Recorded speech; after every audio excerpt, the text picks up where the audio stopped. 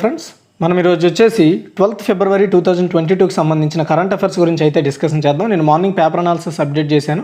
అదేవిధంగా ఈరోజు వచ్చేసి మన దేశంలో ఉన్న ప్రముఖమైన కోటల గురించి అండ్ పేర్లు మార్చుకున్న దేశాలకు సంబంధించిన స్పెషల్గా 2 వీడియోస్ చేశాను. ఎవరైనా చూడకపోతే చూడండి.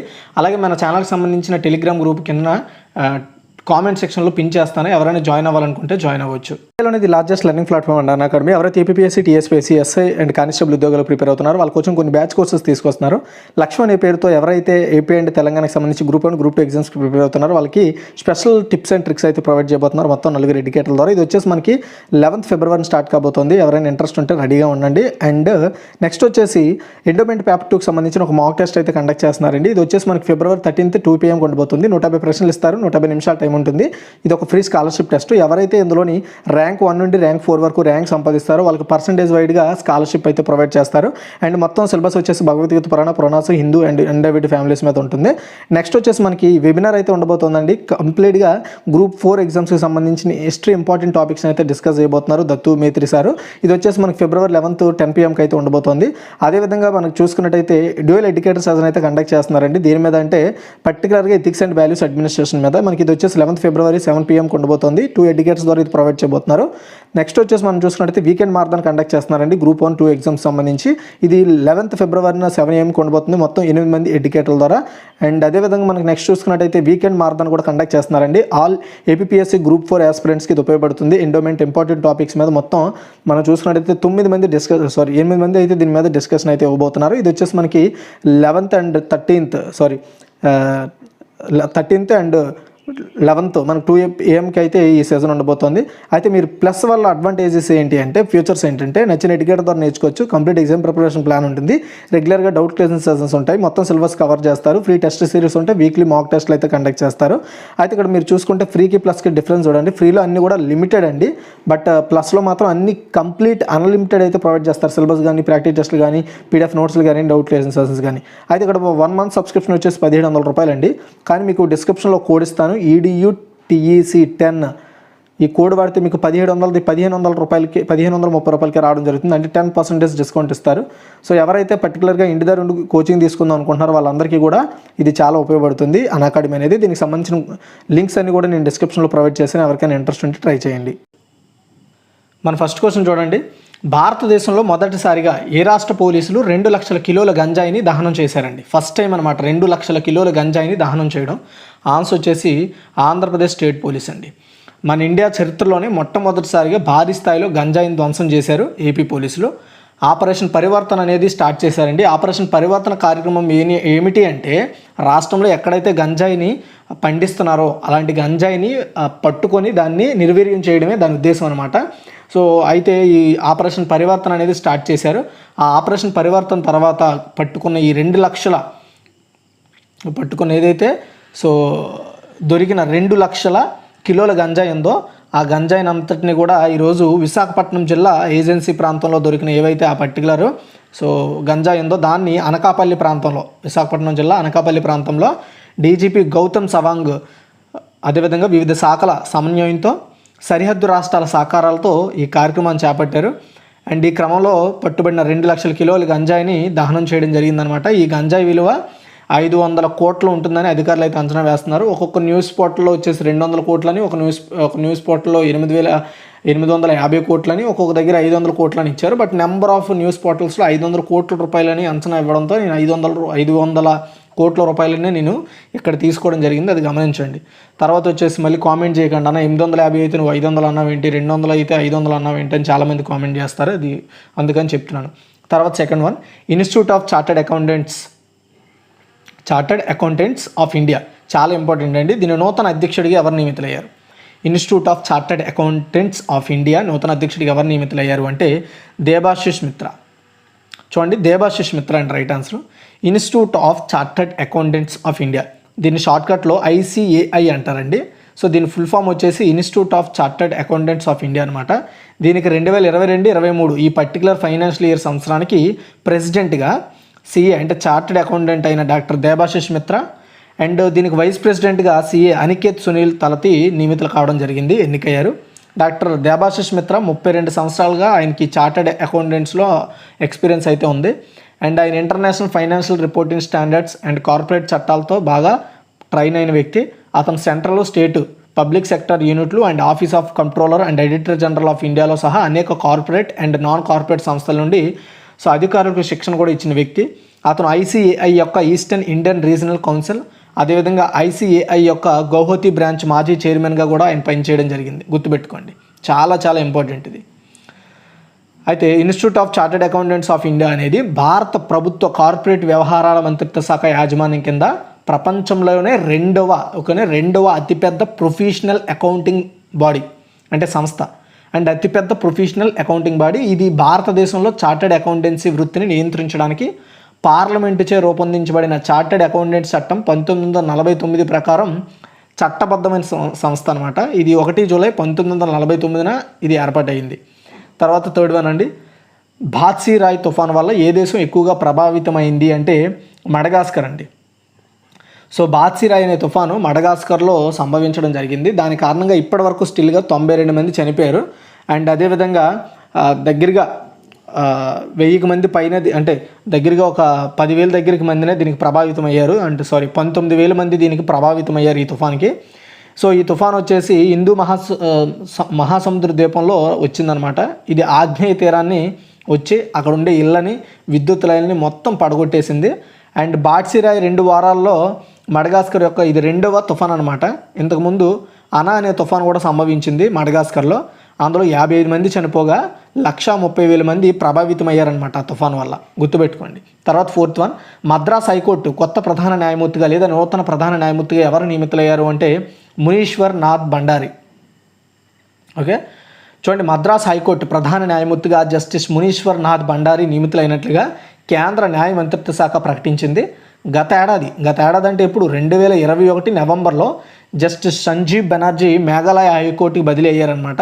సో జస్టిస్ సంజీవ్ బెనర్జీ అనే అతను ఇంతకుముందు మద్రాస్ హైకోర్టు ప్రధాన న్యాయమూర్తిగా ఉండేవారు.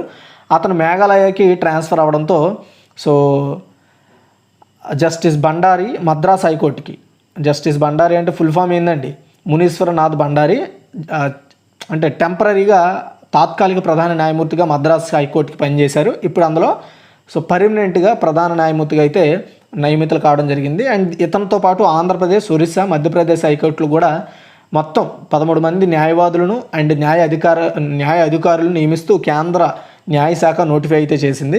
ఇందులో 7 ఆంధ్రప్రదేశ్ హైకోర్టుకి అయితే నియమితులయ్యారు. వాళ్ళకి సంబంధించిన కంప్లీట్ డీటెయిల్స్ నేను ఆల్రెడీ నా పేపర్ అనాలిసిస్లో చేశాను, ఎవరైనా చూడకపోతే చూడొచ్చు. అండ్ నెక్స్ట్ చూసుకుంటే ఫిఫ్త్ వన్ అండి, 2020లో 8వ edition international Kolkata book fair జరగనుంది. 45 అండి. చూడండి, 45వ ఇంటర్నేషనల్ కోల్కతా బుక్ ఫెయిర్ ఫిబ్రవరి 28 నుండి స్టార్ట్ అయ్యి మార్చి 13 వరకు కూడా కొనసాగుతుంది. ఈ సంవత్సరం ఈ ఫెయిర్కి బంగ్లాదేశ్ ఫోకల్ థీమ్ కంట్రీగా ఉంది. అండ్ మెయిన్ బంగ్లాదేశ్కి సంబంధించి రిలేటెడ్ బుక్స్ని ఇక్కడ హైలైట్ చేస్తారు. బంగాబంధు జన్మ శతాబ్ది అండ్ బంగ్లాదేశ్ స్వాతంత్రం పొందిన 50 సంవత్సరాల కారణంగా ఈ సంవత్సరం థీము బంగ్లాదేశ్ని పెట్టుకుంది ఈ బుక్ ఫెయిర్. బంగ్లాదేశ్ దినోత్సవాన్ని మార్చి 3 మరియు 4వ తేదీల్లో జరుపుకుంటారు. అందుకే వాళ్ళు మార్చి 13 వరకు కూడా ఈ బుక్ ఫెయిర్ సెలబ్రేట్ చేయాలని నిర్ణయించుకున్నారు. ఫిబ్రవరి 28న సో బంగ్లాదేశ్ ముఖ్యమంత్రి మమతా బెనర్జీ చేతుల మీదుగా ఈ బుక్ ఫెయిర్ అయితే స్టార్ట్ అవుతుంది.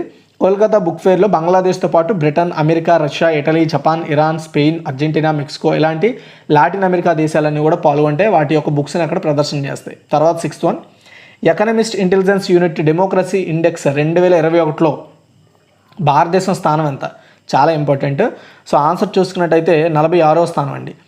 ఎకనమిస్ట్ ఇంటెలిజెన్స్ యూనిట్ EIU 2021లో 165 దేశాలకి ర్యాంకింగ్స్ ఇచ్చిందండి. అండ్ ఆ దేశాల్లో ప్రజాస్వామ్య స్థితిగతులపై డెమోక్రసీ ఇండెక్స్ 2021 రిలీజ్ చేసింది. ఈ నివేదిక అనేది మొత్తం 5 అంశాలను ఎన్నుకున్నారు. ఒకటి, ఎన్నికల ప్రక్రియ ఎలా జరుగుతుంది, సో బయట గవర్నమెంట్ యొక్క వర్కింగ్ ప్రోగ్రెస్ ఎలా ఉంది, పొలిటికల్ పార్ట్నర్షిప్ ఎలా ఉంది, సో పొలిటికల్ సంస్కృతి ఏ విధంగా ఉంది, కల్చర్, అండ్ అదేవిధంగా సిటిజన్స్ స్వేచ్ఛ, ఇండిపెండెన్స్ ఎలా ఉంది అనే దాని మీద వీళ్ళు మెయిన్గా సో పూర్తి ప్రజాస్వామ్యం, మిడిల్గా లోబాబు ఈస్ట్ అంటే పర్లేదు అనే ప్రజాస్వామ్యము, హైబ్రిడ్ పాలన అండ్ నిరంకుశంగా మొత్తం ఇలా 4 విభజనలు చేశారనమాట. అందులో మనం లోబపు ఇష్ట ప్రజాస్వామ్యంగా మన భారతదేశం వచ్చేసి 6.91 స్కోర్తో 46వ స్థానంలో నిలవడం జరిగిందండి. సో మొత్తం స్కోర్ వచ్చేసి 9.75తో నార్వే డెమోక్రసీ ఇండెక్స్ 2021లో ఫస్ట్ ప్లేస్లో ఉండగా, దారుణమైన ప్రజాస్వామ్య దేశంగా 0.32 స్కోర్తో ఆఫ్ఘనిస్తాన్ అండ్ ఉత్తర కొరియా సేమ్ స్కోర్తో లాస్ట్లో ఉన్నాయన్నమాట. సో అయితే మన పొరుగు దేశాలు 8 ర్యాంకింగ్ చూసుకున్నట్టయితే చైనా వచ్చేసి 148వ ర్యాంకు, మయన్మార్ వచ్చేసి 166వ ర్యాంకు, అండ్ ఆఫ్ఘనిస్తాన్ వచ్చేసి 167వ ర్యాంకు, బంగ్లాదేశ్ వచ్చేసి 75వ ర్యాంకు, భూటాన్ వచ్చేసి మనకి 81వ ర్యాంకు, నేపాల్ వచ్చేసి 101 ర్యాంకు, పాకిస్తాన్ వచ్చేసి 104. ఇవి పర్లేదుగా అన్నట్టుగా ఉన్నాయి, హైబ్రిడ్ పాలనలో ఉన్నాయి.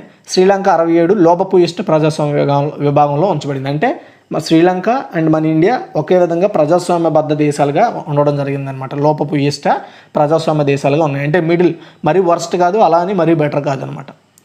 తర్వాత వచ్చేసి 7th వన్ అండి. పిహెచ్ఎస్ దమీబా ఏ దేశ నూతన అధ్యక్షుడిగా ఎన్నికయ్యారంటే Burkina Faso. Okay, so Burkina Faso దేశానికి చెందిన జుంటా నాయకుడు లెఫ్టినెంట్ కల్నల్ అయిన పాల్ హెన్రీ సండుగో, అందుకే దాన్ని పిహెచ్ఎస్ అన్నాను, పాల్ హెన్రీ సండుగో దమీబా ఆ దేశానికి అధ్యక్షుడిగా ప్రకటించబడ్డాడని పశ్చిమ ఆఫ్రికా దేశ రాజ్యాంగ మండలి ఒక ప్రకటనలో తెలపడం జరిగిందనమాట. బుర్కినా ఫాసో అనేది పశ్చిమ ఆఫ్రికా ఖండంలో ఒక దేశము. అండ్ అధికారికంగా ఆయన ఫిబ్రవరి 16న ఆయన ప్రెసిడెంట్గా నియమితులవుతారు. సైనిక అధికారులు ధృవీకరించారు ఈ విషయాన్ని. అయితే అతని అధ్యక్షుడిగా అతని పదవకాలం జనవరి 24 నుండి అమలవుతుందని చెప్తున్నారు. సైనికులు ప్రజాస్వామ్యబద్ధంగా ఎన్నుకోబడిన మాజీ అధ్యక్షుడు రోచ్మార్క్ క్రిస్టియానో కబోర్ను పదవి విచ్యుతుడయ్యారనమాట. అంటే అతని పదవి నుండి తొలగించారు, రాజీనామా చేయలేదు, అతని పదవి నుండి తొలగించారు. ఓకే, గుర్తుపెట్టుకోండి. తర్వాత వచ్చేసి ఆయన స్థానంలో ఇప్పుడు మనకి పాల్ హెన్రీ సండుగో దమీబా నియమితులు అవ్వడం జరిగింది. Next 8th one. Global entrepreneurship monitor 2021-22 ఈ నివేదిక ప్రకారం వ్యాపారాన్ని సులభంగా ప్రారంభించడంలో భారతదేశం ఎన్నో స్థానంలో ఉంది. ఆన్సర్ చూసినట్టయితే 4th ప్లేస్ అండి. దుబాయ్ ఎక్స్పోలో స్టార్ట్ చేశారనమాట. దీన్ని రిలీజ్ చేశారు. దీన్ని గ్లోబల్ ఎంటర్ప్రెన్యూర్షిప్ మానిటర్ 2021-2022 గ్లోబల్ రిపోర్ట్ని. ఇందులో ది ఆపర్చునిటీ ఎమిడ్ డిస్ట్రప్షన్ ఈ రిపోర్ట్ ప్రకారం, సో కొత్త వ్యాపారాన్ని ఎవరైనా స్టార్ట్ చేయాలనుకుంటే దానికి కొంచెం బెటర్ కంట్రీస్లో మన ఇండియా కూడా ఒకటనమాట. మధ్యస్థ మరియు తక్కువ ఆదాయ ఆర్థిక వ్యవస్థలో కనీసం 2,000 మంది ప్రతివాదులు సర్వే ద్వారా నివేదిక డేటాను అయితే సేకరించారు. 82% మంది వ్యాపారాన్ని ప్రారంభించడం సులభమని భావించి మన దేశానికి 4వ స్థానంలో ఉండేటట్టు చేశారనమాట. అంటే ప్రపంచవ్యాప్తంగా వ్యాపారం చేసుకోవడానికి తగినైన సులభమైన దేశం ఏంటంటే మన ఇండియా అనమాట. అండ్ టాప్ 5లో ఉన్న దేశం మన ఇండియా 4th ప్లేస్లో నిలిచింది. అంటే మన ఇండియాలో పర్లేదు, వ్యాపారం చేసుకోవడానికి అనువైన ప్రదేశాలు, ప్రాంతము, దానికి తగ్గ పాలసీలు ఉన్నాయి. తర్వాత 10th అండి. ఆర్థిక అక్షరాస్యతను ప్రోత్సహించడానికి 5 ఆన్లైన్ కోర్సులను ప్రారంభించేందుకు ఎన్ఎస్సి అకాడమీతో ఏ బ్యాంకు భాగస్వామ్యం కలిగి ఉంది? సో ఆన్సర్ చూసుకున్నట్టయితే స్టేట్ బ్యాంక్ ఆఫ్ ఇండియా అండి. ఆర్థిక అక్షరాస్యతను అవసరమైన జీవిత నైపుణ్యంగా ప్రోత్సహించే మొత్తం 5 ఆన్లైన్ కోర్సులను ప్రారంభించేందుకు State Bank of India NSC అకాడమీతో భాగస్వామ్యం కుదుర్చుకుంది. ఎన్ఎస్సి అంటే నేషనల్ స్టాక్ ఎక్స్చేంజ్ అకాడమీ అనమాట. సో స్టాక్ ఎక్స్చేంజ్కి సంబంధించిన విషయాలపై స్టడీ చేయడమే ఈ అకాడమీ పని. సో దీంతో State Bank of India tie up అయింది. అది ఎందుకంటే ఫైనాన్షియల్ లిటరసీని పెంచడానికి కావాల్సిన స్కిల్స్ని పెంచడానికి, ప్రోత్సహించడానికి సో ఆన్లైన్ కోర్సులు ప్రొవైడ్ చేస్తారనమాట వీళ్ళిద్దరు టైఅప్ అయ్యి. సో దీనికి సంబంధించి ఇవి నెక్స్ట్ లెవెల్ బ్యాంకింగ్ కావచ్చు, అండ్ లోన్స్కి సంబంధించిన నియమాలు, రూల్స్ ఇలాంటివన్నీ కూడా తెలుసుకొని వాటితో వాళ్ళు బిజినెస్ స్టార్ట్ చేసి వేరే వ్యక్తులు లోన్స్ విషయాల్లో కానీ, బ్యాంకింగ్ విషయాల్లో కానీ సో ఎవరికైనా డౌట్ క్లారిఫై చేయడానికి, ఒక కన్సల్టెన్సీలా పనిచేయడానికి వీళ్ళు ఇచ్చే పర్టికులర్ కోర్స్ అనేవి ఉపయోగపడతాయి. తర్వాత 11 అండి. ACI world voice of the customer recognition కోసం భారతదేశంలో ఎన్ని విమానాశ్రయాలు ఎంపిక చేయబడ్డాయి లేదా ఎంపికయ్యాయి అంటే 7 అండి. ఎయిర్పోర్ట్స్ కౌన్సిల్ ఇంటర్నేషనల్, దీన్నే ఏఎస్ఐ అంటారు. వీళ్ళు world voice of customer recognition అనే ఒక ప్రోగ్రామ్ని స్టార్ట్ చేసిందనమాట. సో దీని కింద, ఈ ప్రోగ్రామ్ కింద మన దేశం నుండి 7 విమానాశ్రయాలు సెలెక్ట్ అయ్యాయండి. అదేంటి అంటే చెన్నై, కోల్కతా, గోవా, పూణే, పాట్నా, భువనేశ్వర్, చండీగఢ్లోని విమానాశ్రయాలు ఈ గుర్తింపు అయితే లభించింది. తెలుగు రాష్ట్రాల నుండి ఏది కూడా లేదు. అండ్ కోవిడ్-19 మహమ్మారి మధ్యలో సో తమ కస్టమర్లకు, ఎవరైతే ఈ పర్టికులర్ ఈ ఎయిర్పోర్ట్ కస్టమర్లు ఉంటారో, లైక్ అంటే ఆ ఎయిర్పోర్ట్ని వాడుకొని ఎయిర్లైన్స్ సర్వీసెస్ వాడుకుంటారో అలాంటి వ్యక్తులకు ప్రాధాన్యం ఇస్తూ సో వాళ్ళు అందించే అన్ని ఫెసిలిటీస్ని వాళ్ళ కస్టమర్లకి తెలియజేయడంలో voice of the customer program అనేది ఉపయోగపడుతుంది అనమాట. సో దాన్ని పటిష్టం చేయడం కోసం ఈ మన ఇండియా నుండి 7 ఎయిర్పోర్ట్లను ఎంపిక చేసింది. తర్వాత వచ్చేసి 12 ఏ భారతీయ క్రికెటర్ 2021 కోసం ESPN Crick info test batting అవార్డును గెలుచుకున్నాడు అంటే రిషబ్ పంత్ అండి. ఓకే, రిషబ్ పంత్ చూడండి, 15వ వార్షిక ESPN క్రిక్ ఇన్ఫో అవార్డులలో Bharat wicket keeper and batter అయిన రిషబ్ పంత్ తన 89వ నాట్అవుట్తో టాప్ టెస్ట్ బ్యాటింగ్ బహుమతిని గెలుచుకున్నాడు. ఇది గబ్బాలో ఆస్ట్రేలియాతో జరిగిన మ్యాచ్లో ఆ రికార్డు అయితే బద్దలు కొట్టడం జరిగిందనమాట. సో అయితే న్యూజిలాండ్ కెప్టెన్ కేన్ విలియమ్స్ కెప్టెన్గా ఎంపికయ్యాడు అనమాట, కెప్టెన్ అవార్డుకి. ఓకేనా. అండ్ టెస్ట్ బౌలింగ్ అవార్డు అనేది న్యూజిలాండ్ మొదటి ప్రపంచ టెస్ట్ ఛాంపియన్గా అవతరించడంలో 31 పరుగులకు 5 వికెట్లు తీసిన కైల్ జెమిస్ను ఎంపిక చేశారు టెస్ట్ బౌలింగ్ అవార్డుకి, గుర్తుపెట్టుకోవాలి. తర్వాత వచ్చేసి 13 అండి, రాహుల్ బజాజ్ 83 సంవత్సరాల వయసులో కన్నుమూశారు. అతను ఎవరు? పారిశ్రామికవేత్త. ప్రముఖ పారిశ్రామికవేత్త రాహుల్ బజాజ్ 83 సంవత్సరాల వయసులో చనిపోవడం జరిగింది. సో 12 ఫిబ్రవరి 2022 మధ్యాహ్నం 2:30 గంటలకు చనిపోయారన్నట్లుగా బజాజ్ గ్రూప్ అయితే ప్రకటించింది. గత ఏడాది అంటే 2021 ఏప్రిల్లో బజాజ్ ఆటో చైర్మన్ పదవికి ఆయన రాజీనామా చేశారు. భారతీయ కార్పొరేట్ పరిశ్రమలో చాలా ముఖ్యమైన వ్యక్తి అనమాట ఈయన రాహుల్ బజాజ్. 40 ఏళ్ల పాటు బజాజ్ గ్రూప్లో చైర్మన్గా పనిచేశారు. అండ్ 2001లో భారత 3వ అత్యున్నత పౌర పురస్కారమైన పద్మభూషణ్ అందుకున్నారు ఈయన. అంతేకాకుండా రాజ్యసభ ఎంపీగా కూడా ఆయన పనిచేశారు. తర్వాత 14 ఇరాన్ ఫజర్ ఇంటర్నేషనల్ ఛాలెంజ్లో మహిళల సింగిల్స్ టైటిల్ను ఎవరు గెలుచుకున్నారు? ఇరాన్ ఫజర్ ఇంటర్నేషనల్ ఛాలెంజ్ అనేది షట్లర్ అండి, షటిల్ గేమ్ అనమాట. ఈ స్పోర్ట్ ఇరాన్లో జరిగింది, ఇరాన్ ఫజర్ ఇంటర్నేషనల్ ఛాలెంజ్. ఇందులో సో తస్నీమ్ మీర్ భారత యువ షట్లర్ ఈమె Iran Fajr international challenge trophy గెలుచుకుంది. మహిళల జూనియర్ విభాగంలో ప్రపంచ నెంబర్ 1గా నిలిచిన ఏకైక భారత ప్లేయర్గా రికార్డులోకి ఎక్కింది ఆమె, గుర్తుపెట్టుకోండి. మహిళల సింగిల్స్ ఫైనల్లో 16 ఏండ్ల తస్నీమ్ 21-11, 11-21, 21-7తో యులియా సుసాంటోను ఓడించింది. సీనియర్ విభాగంలో ప్రస్తుతం ప్రపంచ 104వ ర్యాంకులో ఉన్న తస్నీమ్ ఛాంపియన్గా నిలిచే క్రమంలో మార్టినా రెపికా, పన్వర్, ఫాతిమాపై విజయాలు అయితే సాధించడం జరిగింది, గుర్తుపెట్టుకోవాలి. ఒకసారి మనకి క్రివ్ చూద్దాం. భారతదేశంలో మొదటిసారిగా ఏ రాష్ట్ర పోలీసులు 2 లక్షల కిలోల గంజాయిని దహనం చేశారంటే ఆంధ్రప్రదేశ్ పోలీసులు. Institute of chartered accountants of India నూతన అధ్యక్షుడు ఎవరు నియమితులయ్యారంటే దేవశేష్ మిత్రా. తర్వాత క్వశ్చన్ చూసుకుంటే బాద్సిరాయ్ తుఫాన్ వల్ల ఏ దేశం ఎక్కువగా ప్రభావితమైందంటే మడగాస్కర్. అండ్ మద్రాస్ హైకోర్టు కొత్త ప్రధాన న్యాయమూర్తిగా ఎవరు నియమితులయ్యారంటే మునీశ్వర్ నాథ్ భండారి. తర్వాత చూసుకున్నట్టయితే 2020లో 8వ ఎడిషన్ ఇంటర్నేషనల్ కోల్కతా, సారీ అండి ఇక్కడ 2020 అని ఇచ్చాను, బట్ సారీ 2022 అండి, 20 కాదు 22, తప్పుగా చెప్పాను, 22. 2022లో 8వ edition international Kolkata book fair అయితే జరగనుందంటే 45. Economist intelligence unity democracy index 2021లో భారతదేశం స్థానం ఏంటంటే 46. తర్వాత కోసం చూసుకున్నట్టయితే PHS దమీబా ఏ దేశం నూతన అధ్యక్షుడిగా ఎన్నికయ్యారంటే బుర్కినా ఫాసో. తర్వాత వచ్చేసి గ్లోబల్ ఎంటర్ప్రినర్షిప్ మానిటర్ 2021-22 నివేదిక ప్రకారం వ్యాపారాన్ని సులభంగా ప్రారంభించడంలో భారతదేశం ఎన్నో స్థానంలో ఉందంటే 4th ప్లేస్. అండ్ ఆర్థిక అక్షరాస్యతను ప్రోత్సహించడానికి 5 ఆన్లైన్ కోర్సులు ప్రారంభించేందుకు NIC అకాడమీతో ఏ బ్యాంకు భాగస్వామ్యం కలిగి ఉందంటే స్టేట్ బ్యాంక్ ఆఫ్ ఇండియా. తర్వాత ASI world voice of the customer recognition కోసం భారతదేశంలో ఎన్ని విమానాశ్రయాలు ఎంపిక చేయబడ్డాయంటే మొత్తం 7 అండి. తర్వాత ఏ భారతీయ క్రికెటర్ 2021 కోసం ESPN Crick info test batting అవార్డుని గెలుచుకున్నాడంటే రిషబ్ పంత్. తర్వాత క్వశ్చన్ చూసుకుంటే రాహుల్ బజాజ్ 83 సంవత్సరాల వయసులో కన్నుమూశారు. అతను ఎవరు అంటే పారిశ్రామికవేత్త. అండ్ ఇరాన్ ఫజర్ ఇంటర్నేషనల్ ఛాలెంజ్లో మహిళల సింగిల్స్ టైటిల్ ఎవరు గెలుచుకున్నారు అంటే Tasneem Mir. Thanks for watching. ఈ వీడియో షేర్ చేయండి, లైక్ చేయండి. And Telegram group channel link అయితే కింద కామెంట్ సెక్షన్లో పిన్ చేస్తాను, ఎవరికైనా కావాలంటే జాయిన్ అవ్వచ్చు. అందులో ఇంపార్టెంట్ PDFలు అండ్ మన ఛానల్కి సంబంధించిన ఇంపార్టెంట్ లింక్స్ అనేవి అక్కడ షేర్ చేయడం జరుగుతుంది.